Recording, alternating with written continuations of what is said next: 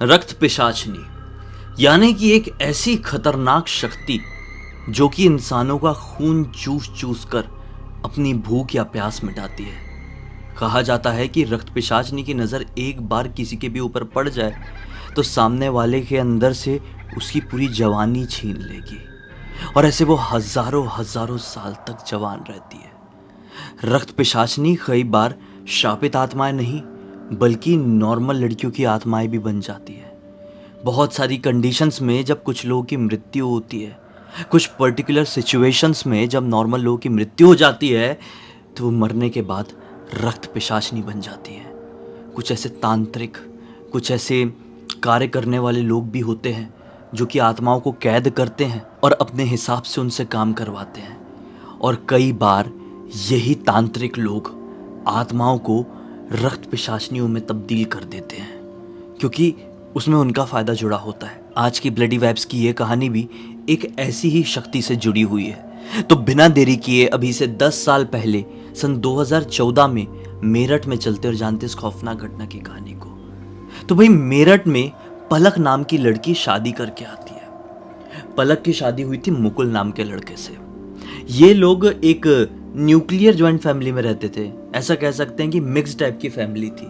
मतलब इस परिवार में पलक, मुकुल, मुकुल के मम्मी पापा, इतने लोग रहा करते थे। तो ऐसा था ना कि शादी के बाद 1 महीने तो बहुत अच्छे से बीते। नवंबर के टाइम शादी हुई थी, दिसंबर तक का समय कब आ गया पता ही नहीं चला। इतने सारे नेम दस्तूर, इतनी सारी चीज़ें।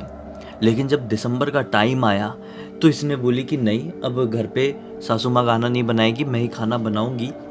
तो सासू माँ ने भी उसको वो कार्यभार दे दी कि ठीक है तू खाना बना। तो रोज़ शाम को ये जल्दी खाना रेडी कर देती थी क्योंकि ससुर जी को जल्दी खाने की आदत थी। ऐसी ही एक शाम को 7, साढ़े 7 बजे तक इसने खाना बना के कंप्लीट कर दी थी। फिर इसने देखी, अरे खाने में तो आज पूरा पानी यूज़ हो गया और मैं पानी लेके नहीं आ पाई थी सुबह, मैं जाती हूँ पानी लेके आती हूँ। ये टिपिकल मेरठ में नहीं रहते थे, मेरठ के पास थोड़ा सा आउटर जगह थी। तो आउटर जगह थी इसलिए घर घर में इतनी पानी की सुविधा आज से 10 साल पहले करीब नहीं थी। तो जो घर के लोग होते थे उनको पानी भरने के लिए ना हैंडपंप में जाना पड़ता था। मतलब पूरे इलाके का एक हैंडपंप रहेगा, पूरे मोहल्ले का एक हैंडपंप रहेगा, वहाँ पे पानी भरो, घर पर लेके आओ। तो रोज़ ये सुबह ले आया करती थी, आज नहीं ला पाई थी, इसलिए आज खाना बना के 7:30 बजे के आसपास हैंडपंप तरफ अपनी वो जो होती है ना पतीला, वो लेके बढ़ चली। वो जा रही थी तो एक पड़ोसी वाली दादी ने भी रोकी, बोली अरे इतनी रात गए पानी भरने के लिए क्यों जा रही है, अभी सही समय नहीं है, मत जा। इसने सोची कि अरे कहाँ 7:30 ही तो बज रहे हैं। बोली नहीं दादी अभी आ जाऊंगी। दादी ने इसलिए मना करी थी क्योंकि ना वो जो हैंडपंप वाला एरिया था वो पूरी तरीके से सुनसान था, वीरान था और वहाँ पर नॉर्मली कोई भी शाम के समय पानी भरने जाता ही नहीं था। हॉन्टेड तो नहीं था क्योंकि किसी ने भी इससे जुड़ी हुई कोई घटना कभी देखे नहीं थे, लेकिन फिर भी यहाँ पर कोई इतने समय पानी भरने जाता ही नहीं था, दिन में ही अपना काम कर लेते थे। ये वहाँ पे पहुँच गई, बढ़िया से पानी वानी भरी, कोई टेंशन नहीं, घर पे आ गई और अपना रखी है और सब सोने के लिए चली गई, खाना वाना खा के सोने के लिए चली गई। अब रात कट गई, हाँ नॉर्मल रात कटी। अगला दिन निकला। अगले दिन सुबह 6 बजे के आसपास इसकी नींद खुल गई। नॉर्मली ये 7 बजे तक उठती थी लेकिन आज 6 बजे नींद खुली है और बहुत ज़्यादा भूख लगी है, हद से ज़्यादा। ऐसा कभी हुआ नहीं था इसके साथ। ये अपने बिस्तर से उठ के, ज़्यादा दूर नहीं था, किचन थोड़ी आगे था इसके बेडरूम से, बिस्तर से उठ के किचन तक पहुंची ही है कि इतनी खतरनाक तरीके से चक्कर आया कि वहीं पर गिर पड़ी धड़ाम। बहुत ज़्यादा भूख, ये भूख के कारण चक्कर आ गया। अब 1-1.5 घंटे बाद सासू माँ वगैरह उठी होगी, देखते हुए अरे बहू किचन में क्यों पड़ी है, ऐसी सो क्यों रही है, उठ, क्या हो गया, ठीक तो है ना। सासू माँ बहुत भूख लगी है, कुछ खाने को तो मैं उठ नहीं पाऊंगी, बहुत हालत ख़राब, वो बोल नहीं पा रही है, ऐसे टूटे फूटे शब्द बोल रही है। सासू माँ ने बोली हाँ ठीक है खाने के लिए दे रही हूँ लेकिन तो उठ तो जा। बोली ताकत नहीं है, खाने को दे दो, नहीं उठ पाऊंगी। सासू माँ को क्या लगा कि तबीयत ख़राब हो गई, क्या जल्दी जल्दी कुछ बना देती हो। वो फटाफट रोटी बनाए, उसको खिलाए, तो रोटी खाते जाए खाते जाए खाते जाए, ऐसे करते करते 20 रोटी खा ली। नॉर्मल इसकी जो खुराक थी वो 1 रोटी और थोड़ा सा चावल खाती थी, ये 20 रोटी खा गई। 20 रोटी के बाद थोड़ा सा राइस भी मांगी, फिर वो भी हो गया तो फिर बोली हाँ ठीक है। अब एकदम चेहरे में एक अलग सी चमक आ गई और अपने कमरे में चली गई। कमरे में जाते से इतने खतरनाक तरीके से उल्टी करी है कि पति तो सो रहे थे, आवाज़ से पति की नींद खुल गई। देखिए पूरे रूम में उल्टी उल्टी। बोले क्या हो गया क्या हो गया।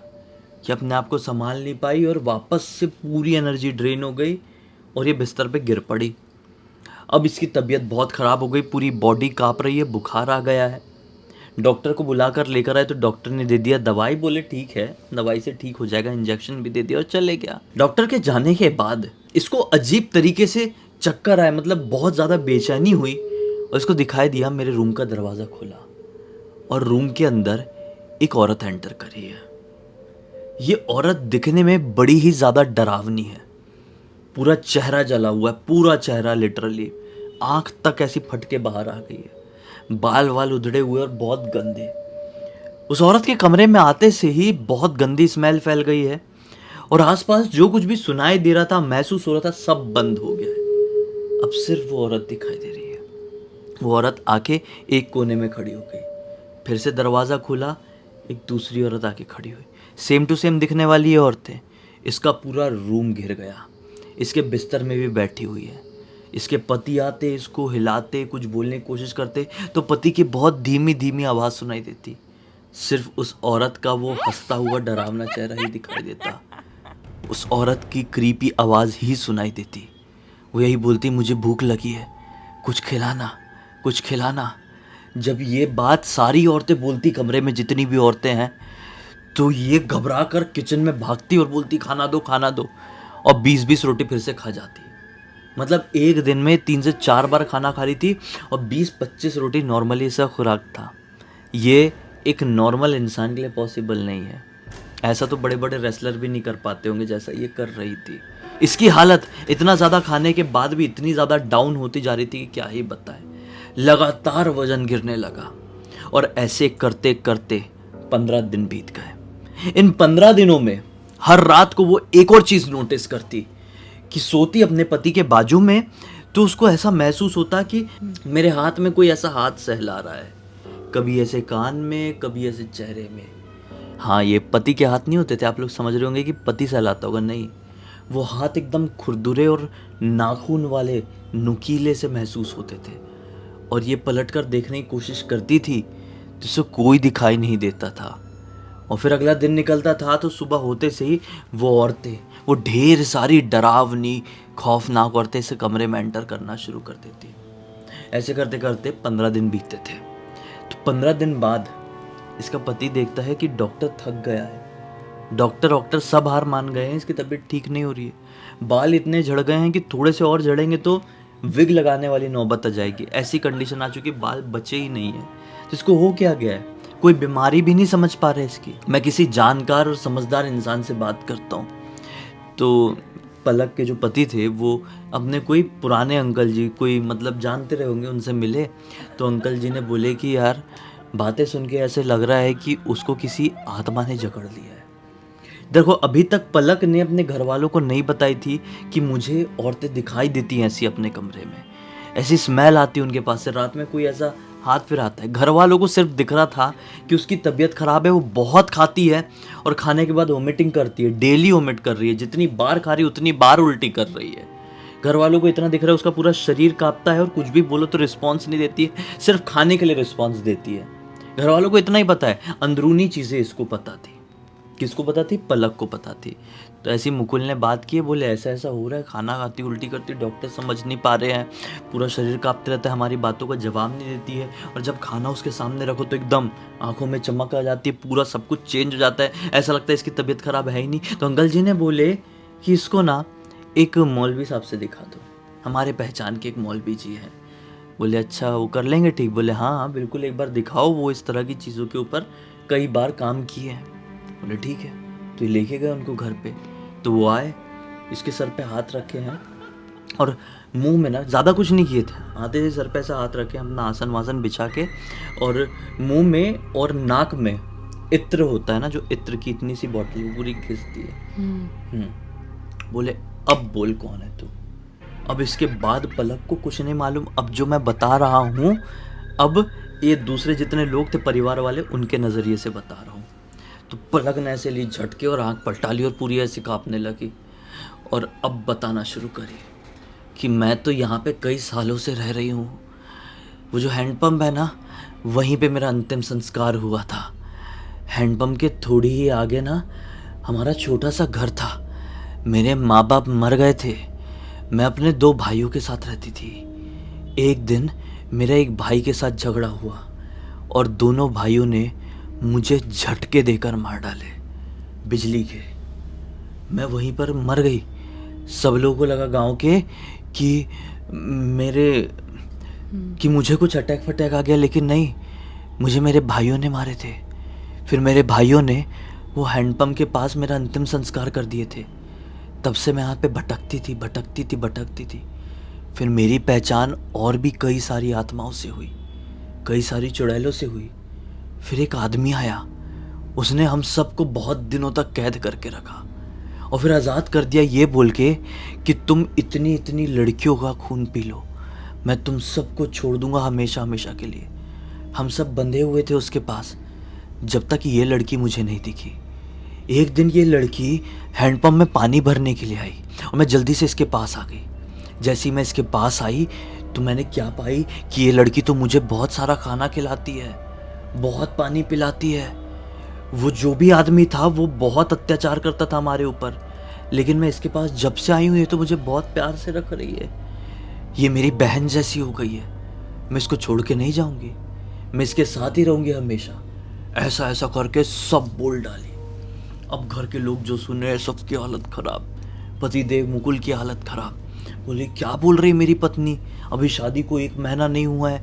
और जो भी ये बता रही थी इस घर के बारे में, ऐसी कोई लड़की के बारे में इन लोगों को नहीं मालूम था। मुकुल को, मुकुल के मम्मी पापा को नहीं मालूम था कि हैंडपम्प के पास किसी का घर था, वहाँ पर माँ बाप उनके मर गए थे, 3 बच्चे रहते थे। कुछ नहीं मालूम था इन लोगों को। शायद ये जो कांड हुआ था उस आत्मा के साथ, मतलब जब वो लड़की रही होगी, वो काफ़ी पहले हुआ होगा और वो काफ़ी सालों से भटक रही होगी और तड़प रही होगी। फिर हो सकता है वो बाबा, वो आदमी मरमुरा गया होगा, बुढ़ा रहा होगा, फिर वो मरा होगा तो ये आज़ाद होगी। आज़ाद भी कैसी कि अटकी वाली आज़ाद। अब इसको पलक का शरीर मिला तो ये बहुत ज़्यादा इसको शांति मिली, क्योंकि कई सालों से तो ये कैद थी उसके पास। अब भाई तो खाना पानी सब मिल रहा है, क्योंकि जो प्रेत आत्माएं हो जाती है, ऐसी योनियों में चली जाती है ना शक्तियाँ, तो उनको खाने पीने को कुछ नहीं मिलता है। बोलते हैं वो गंदगी में रहना पड़ता है, गंदा पानी पीना पड़ता है, ऐसा हो जाता है। ये अब बहुत सारे लोग बोलेंगे कि आत्माओं को किस तरह की प्यास लगती होगी। लगती है, ये भोग देह कहा जाता है। एक ऐसा शरीर प्राप्त होता है मरने के बाद लोगों को जो कि भोग रहा होता है। कुछ शरीर अपने कर्मों को भोगते हैं तो कुछ शरीर अपनी उम्र को भोगते हैं। मतलब उम्र से पहले कोई मर जाए तो वो भोग रहा होता है। तो शायद ये लड़की वैसे ही भोग रही थी और वो तांत्रिक की वजह से ही अटक गई थी, इसको मोक्ष, इसको शांति नहीं मिल पाई थी। तो ऐसा ऐसा उसने बोली मैं नहीं जाऊंगी। वो हवा ने बोले ऐसे कैसे नहीं जाएगी। ऐसा बोल के कुछ तो भी अपनी झोली से निकाले, उसके ऊपर ऐसे फूंक मारे। उसने लिए ऐसा झटका और गिर गई, बेहोश हो गई। घर वाले सबको लगा कि ये ठीक हो गई, मौलवी साहब ने ये सब ठीक कर दिए। वो चले गए, घर वाले भी खुश, इसको सुला दो अपने कमरे में। लेकिन वो ठीक नहीं हुई। शायद उसके अंदर की आत्मा कुछ समय के लिए शांत हुई थी। वो फिर से इसको दिखाई देना शुरू हुई 3-4 दिन बाद। 3-4 दिन बाद तो अब और भी ज़्यादा वर्स्ट कंडीशन में। अभी तक वो सिर्फ दिखाई दे रही थी ना, अब वो उससे बात करना शुरू करी। आती थी, अब ढेर सारी औरतें नहीं आती थी, वो अकेली आती थी।